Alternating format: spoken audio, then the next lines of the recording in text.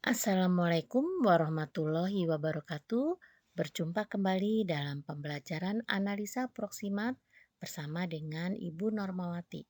Pada hari ini kita akan membahas tentang dasar teori penetapan kadar gula sebelum dan sesudah inversi dengan metode Lupskura. Sebelum kita akan membahas tentang penetapan kadar gula sebelum dan sesudah inversi dengan metode Lupskora, baiknya kita harus memahami dasar-dasar teorinya terlebih dahulu.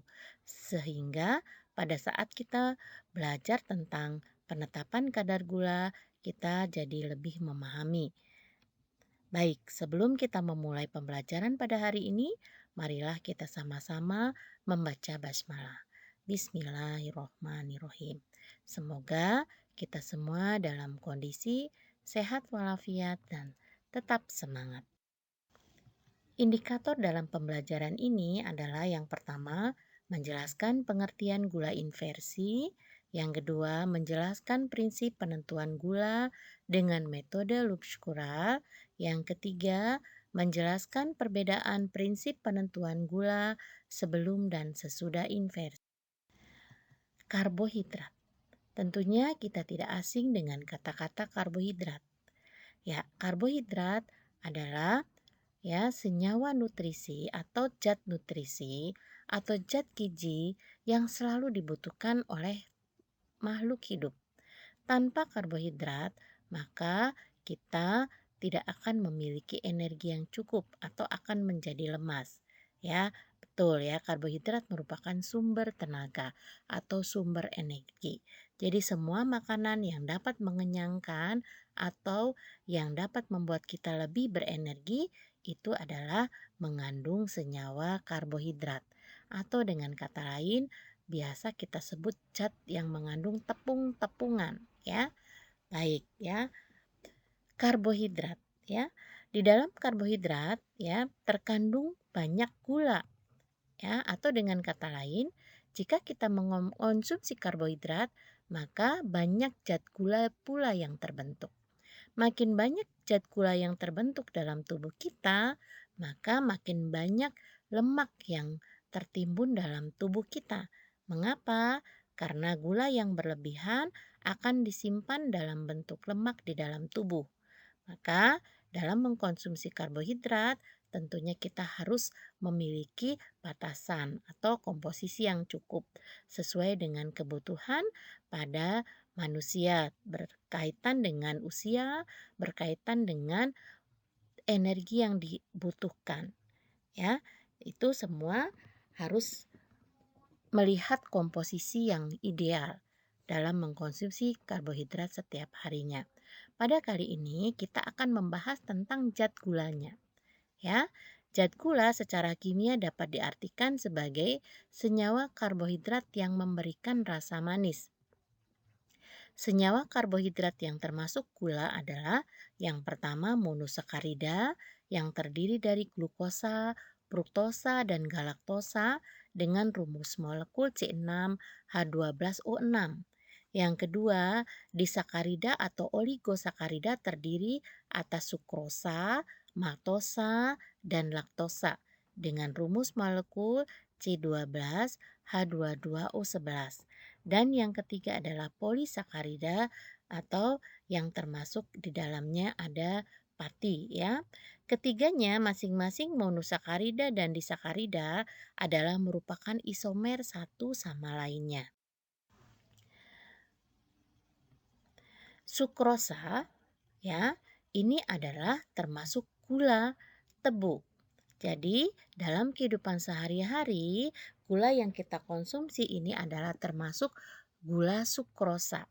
Sukrosa merupakan senyawa kimia yang termasuk ke dalam golongan karbohidrat. Sukrosa adalah disakarida yang apabila dihidrolisis berubah menjadi dua molekul monosakarida yaitu glukosa dan fruktosa. Jadi, jika sukrosa dihidrolisis akan berubah menjadi monosakarida yaitu glukosa dan fruktosa. Sukrosa juga memiliki peranan penting dalam teknologi pangan karena fungsinya yang beraneka ragam. ya sukrosa sangat diperlukan dalam kehidupan sehari-hari karena banyak sekali produksi makanan ya, produk makanan dan minuman selalu menggunakan bahan baku gula sukrosa ya.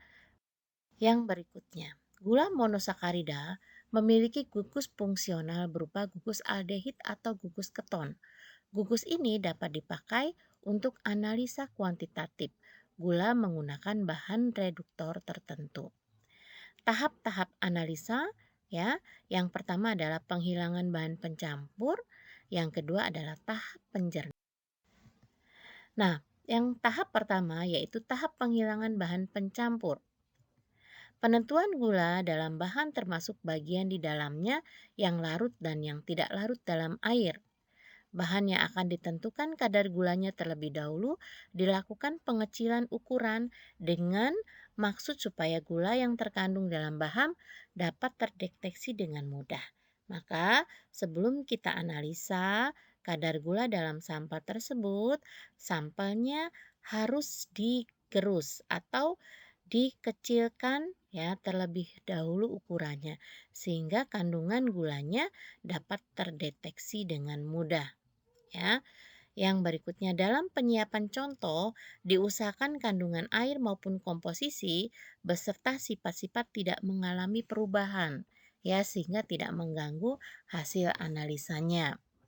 Senyawa lipida dan zat warna dihilangkan terlebih dahulu dengan cara ekstraksi menggunakan pelarut di eter pada suhu 40-50 derajat Celcius. Maka nanti akan dipanaskan terlebih dahulu ya untuk menghilangkan senyawa lemak dan zat warna yang terkandung di dalam contoh. Untuk mencegah hidrolisa gula dapat digunakan juga basa yaitu kalsium hidroksida sehingga keadaan menjadi netral.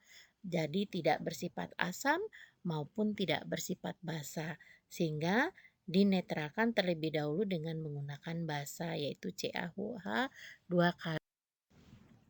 Tahap yang kedua adalah tahap penjernihan. Kekeruhan yang disebabkan oleh protein dan karbohidrat yang larut akan mengganggu pengamatan alat ukur. Selain itu juga dalam volumetri sukar menemukan titik akhir titrasi. Oleh sebab itu, contoh perlu dilakukan penjernihan. Ya, jadi sebelum diadakan analisa, sampelnya harus dilakukan penjernihan terlebih dahulu. Ya, supaya mudah dalam menemukan titik akhir titrasinya. Prinsip penjernihan adalah pengendapan dengan menggunakan logam berat terhadap ya. Logam berat yang ditambahkan harus memiliki syarat-syarat sebagai berikut. Yang pertama, mengendapkan koloid tanpa mengoksidasi senyawa gula. Yang kedua, dalam berlebihan tidak mengganggu ketepatan analisa. Ya, yang ketiga, endapan yang terbentuk harus dapat dipisahkan dengan cara pengendapan yang selanjutnya dilanjutkan dengan dekatansi. Nah, bahan-bahan penjernih yang bisa kita gunakan adalah PB asetat dan ALOH 3 kali. Nanti kita akan menggunakan PB asetat sebagai bahan penjernih. Penentuan kadar gula bisa dilakukan antara lain dengan cara kimia. Ya, kita akan membahas yang dengan cara kimia, tidak bahas dengan cara kualitatif. Kita akan membahas dengan cara kimia atau dengan cara kuantitatif. Cara kimia pada prinsipnya senyawa gula yang mengandung gugus reduksi direaksikan dengan suatu reduktor yaitu CuSO4. Pada reaksi tersebut, cupri atau tembaga akan tereduksi menjadi kuprooksida CuO ya, mengendap merah. CuSO4 terdapat dalam larutan Lowes-Curral. Maka pada analisa ini harus menggunakan larutan Lowes-Curral, maka disebut sebagai penetapan kadar gula sebelum dan sesudah inversi dengan menggunakan metode Lowes-Curral atau Lowes-Curral. Ya. Kelebihan CuSO4 diketahui dengan menitrasi menggunakan larutan standar TiO Na2S2O3 0,1 N. Setelah penambahan Ki dan H2SO4 sebagai indikator digunakan amilum ya zat pati yaitu 1% ya indikator amilum. Untuk mengetahui banyaknya gula reduksi yang bereaksi dengan CuSO4, dibuat belangko yang terdiri dari volume larutan Lobskool titrasi belangko dikurangi dengan volume titrasi contoh tiosulfat. Maka ya, di dalam penetapan kadar gula sebelum dan sesudah inversi dengan metode Lobskura ini nanti akan melakukan dengan titrasi belangko ya. Apa itu belangko? Belangko adalah ya semuanya sama ya, prosedurnya menggunakan prosedur yang sama tetapi tanpa sampel. Sampel diganti dengan air, maka dia disebut sebagai belangko dan sebagai pembanding.